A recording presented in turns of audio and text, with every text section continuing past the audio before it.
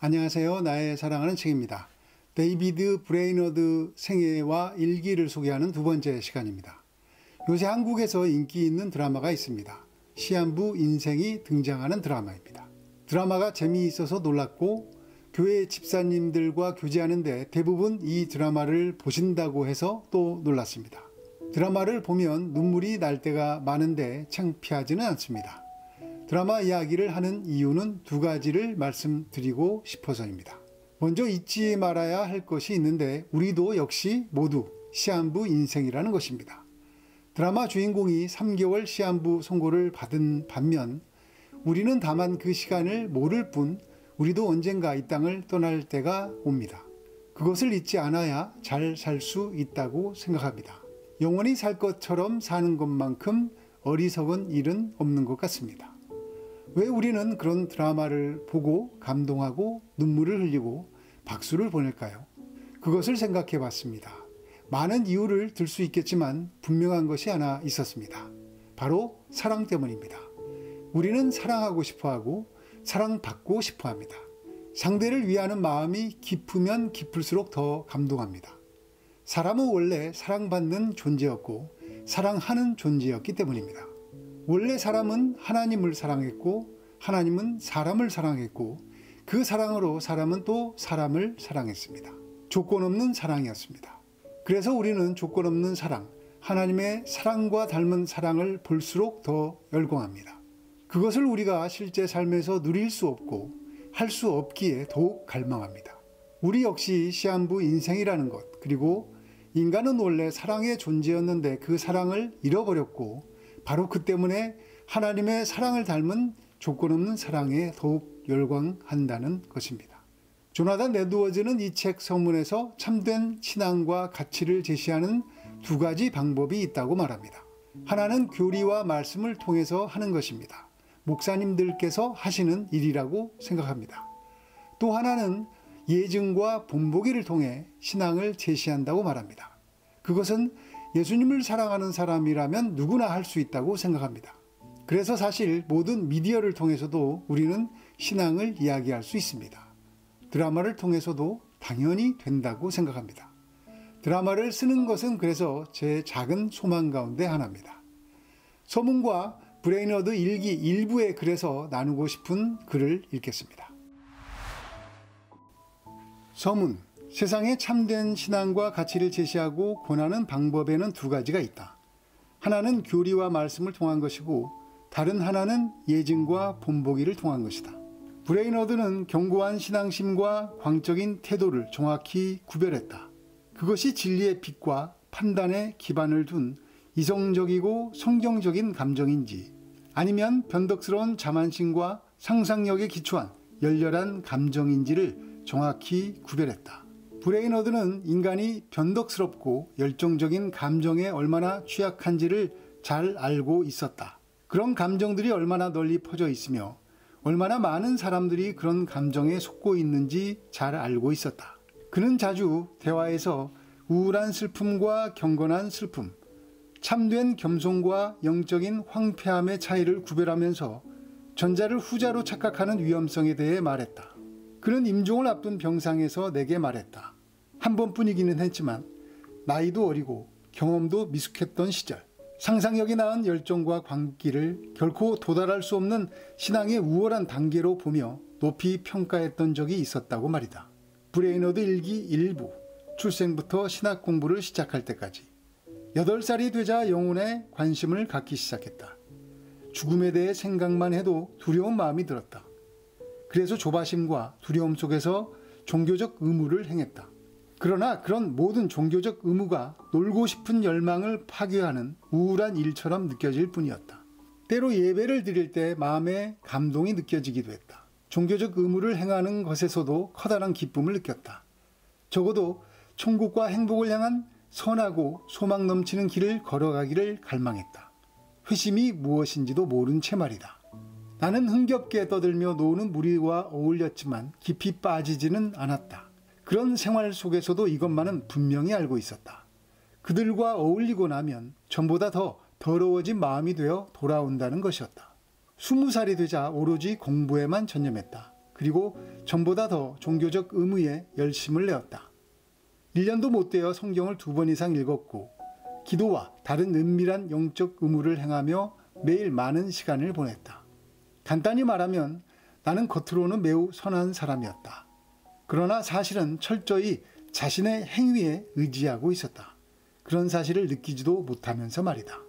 1738년 겨울에 문턱에 들어설 무렵 어느 주일 아침이었다.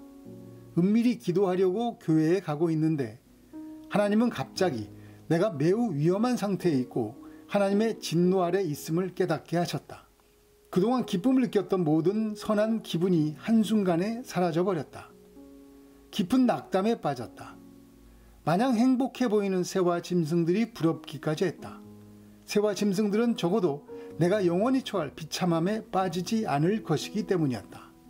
수백 번도 더 종교적 의무를 행하는 것이 아무 소용없다고 생각했지만 심지어 그 의무를 행하는 동안에도 하나님 앞에서 아무리 좋은 의무를 행해도 내가 받을 것은 오직 영원한 심판밖에 없다고 고백했지만 여전히 그런 의무들로 하나님께 칭찬받기를 은밀히 소망하고 있었다. 때로 하나님이 나를 사랑하고 나로 인해 기뻐하신다고 생각하며 크게 격려를 받기도 했다. 그럴 때면 곧 하나님과 온전히 화목하게 될 것처럼 생각했다.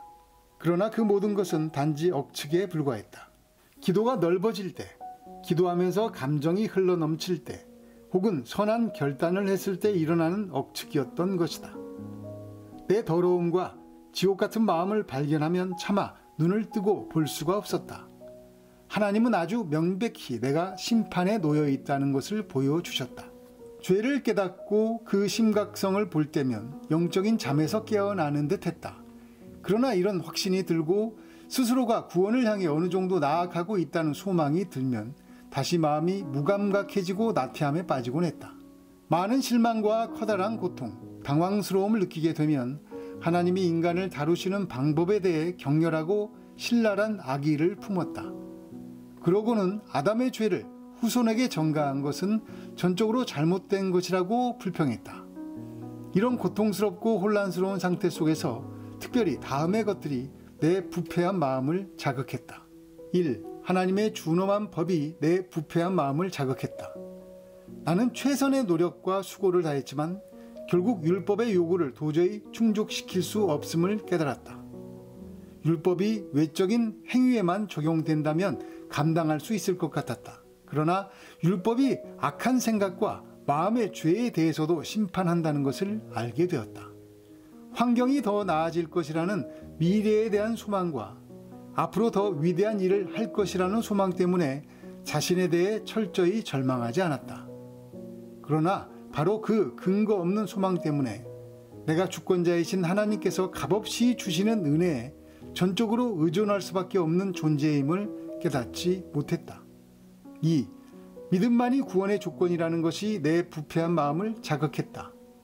즉 하나님과의 교제가 없는 곳에는 구원이 임하지 않을 뿐더러 생명과 구원을 위해 아무리 진지하고 진심 어린 기도와 노력을 기울여도 구원을 약속해 주지 않는다는 사실이 내 마음을 어렵게 했다.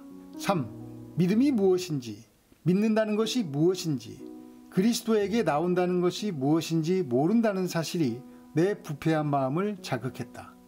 예수님께 어떻게 나오는지, 예수님이 가르쳐 주시는 성경의 대목은 찾을 수 없었다. 4. 내가 반감을 가진 또 다른 것은 하나님의 주권이었다. 나를 구원할 수도 심판할 수도 있는 선택이 전적으로 하나님께 있다는 것이 참을 수 없었다. 내 영혼이 지금 이토록 두려워하는 상태, 곧 내가 죄인이라는 사실을 알고 경험적으로 깨닫는 것이 그동안 내가 간절히 추구했던 영혼의 상태라는 것을 전혀 상상도 하지 못했다. 내가 할 수 있는 모든 것을 행한다고 해도 내 상태가 영원히 비참하다는 것을 확신할 수밖에 없었다. 내가 기도의 자리에 나갔던 것이 이기심 때문이었음을 알게 됐다. 나는 한 번도 하나님의 영광을 위해 기도한 적이 없었다. 어둡고 울창한 숲속을 거닐고 있을 때 갑자기 말할 수 없는 영광이 영혼의 깊은 절망과 두려움 속에 찾아와 모습을 드러내는 것 같았다. 내 영혼은 하나님의 탁월하심과 아름다우심, 위대하심과 완벽하심에 완전히 사로잡혔다. 내 안에 수많은 생각이 자리하고 있지만 하나님의 위로가 가장 큰 기쁨을 주었다. 하나님과 보내는 시간이 매일의 삶에서 가장 큰 위로였다. 어떤 것도 그리스도 예수 내 주 안에 있는 하나님의 사랑에서 나를 옮길 수 없을 것이라고 확신했다. 5. 하나님과 보내는 한 시간은 이 낮은 세상의 모든 쾌락과 기쁨을 무한히 뛰어넘는다. 자기 의에 대한 회개가 자주 나옵니다. 하나님 보시기에 좋은 일도 많이 하고 종교적 의무들도 많이 했지만 여전히 괴로웠다고 이야기합니다. 그리고 마침내 브레이너드는 깨닫습니다. 자신이 간절하게 추구했던 영혼의 상태란 바로 자신이 죄인이라는 사실을 경험적으로 깨닫는 것이었다는 사실을 알게 됩니다. 내 안에 소망이 없고 나는 망할 수밖에 없는 존재라는 것을 머리로 아는 것이 아니라 실제 삶으로 아는 것이 은혜라는 이야기입니다. 그때 예수님이 실제로 길 되어주시고 빛 되어주시고 생명 또한 주시는 것을 경험하기 때문입니다. 한번 구원받고 끝나는 것이 신앙이 아니라 그 예수님을 만난 뒤 예수님과 지속적으로 관계를 맺는 것이 신앙입니다. 우리가 수없이 듣게 되는 말, 예수님과 인격적인 관계를 맺는 것이 신앙이라는 말의 뜻입니다. 그래서 믿음은 실제고 현실입니다. 날마다 믿음을 쓰면서 살아야 믿음입니다. 율법적으로 무엇이 옳고 무엇이 그른 것을 내가 주인 되어 판단하고 그런 판단이 옳을수록 지혜로운 것은 아닙니다. 주님과 연합하고 주님이 판단하시는 것을 알고 배우고 주님이 원하시는 것을 따르는 것이 믿음입니다. 알면서도 말하지 않아도 되는 자유, 모르는 것을 모른다고 말하는 자유, 몰라도 불안해하지 않는 넉넉함, 많이 알게 될수록 주님께 다시 그 마음을 올려드리는 친밀함, 이 모든 것은 교제를 통해서 이루어지는 것입니다. 책으로 많이 배울 수 있지만 실제로 예수님과 교제가 없다면 실제로 사람을 살리는 지식은 안 될 가능성이 큽니다. 실제로 예수님의 음성을 알아차리는 생기 넘치는 그리스도의 몸으로 살아가시기를 예수님의 이름으로 축복합니다. 감사합니다.